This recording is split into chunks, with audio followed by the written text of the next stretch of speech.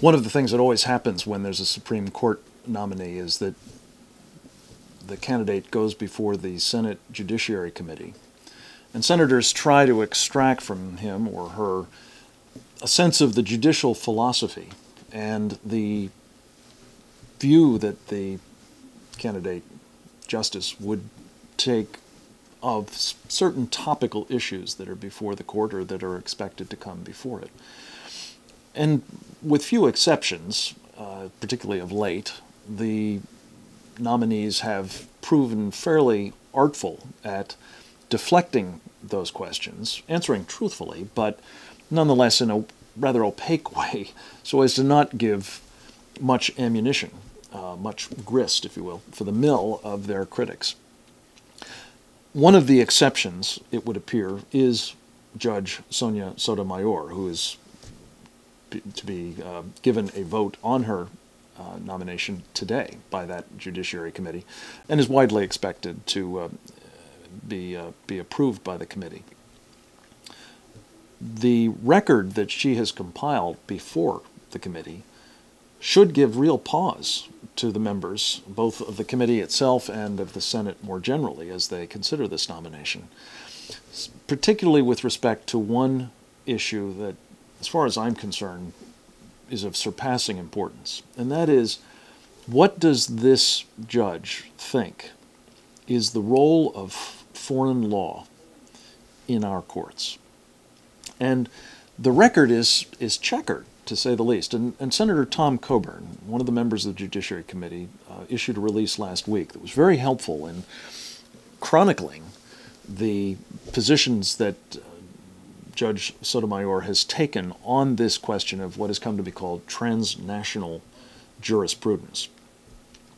Just to give you a sense of what that's about, one of the other adherents to this idea that foreign law should be very much part of American jurisprudence is Harold Koh. We've talked about this before. He was selected by President Obama and confirmed recently by the Senate to be the senior State Department lawyer. And Harold Koh is one of the most vociferous champions of the idea that American laws, those that are enacted pursuant to our Constitution by the institutions of our government that are set up and operate under the Constitution, is really just one of the ways in which laws can be incorporated into the judicial process.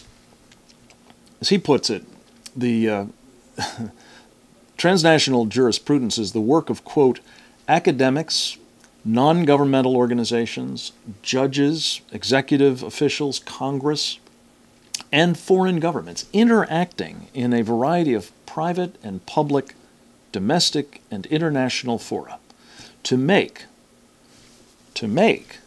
interpret, internalize, and ultimately enforce rules of transnational law, unquote. Now that pretty much says it all. Lots of different people can make the laws, and we will see them internalized, as he puts it, into America by our courts. And unfortunately, Judge Sotomayor has, at least in the past, made pretty clear she thinks that's perfectly legitimate. In fact, she cites Justice Ginsburg, a member of what Harold Koh calls the transnationalist faction in the Supreme Court today, as saying that foreign opinions, this is a quote, foreign opinions can add to the story of knowledge relevant to the solution of a question. And she, namely Justice Ginsburg, is right in saying that.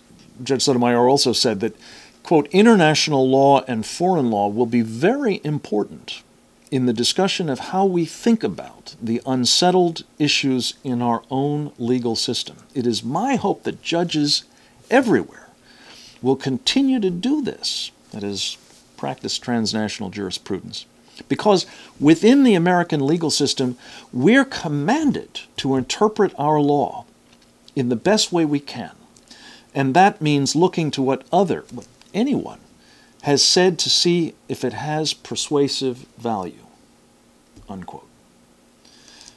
Now there you have a fairly full-throated espousal of a program that basically is at odds with the Constitution of the United States and the legal system that flows from it.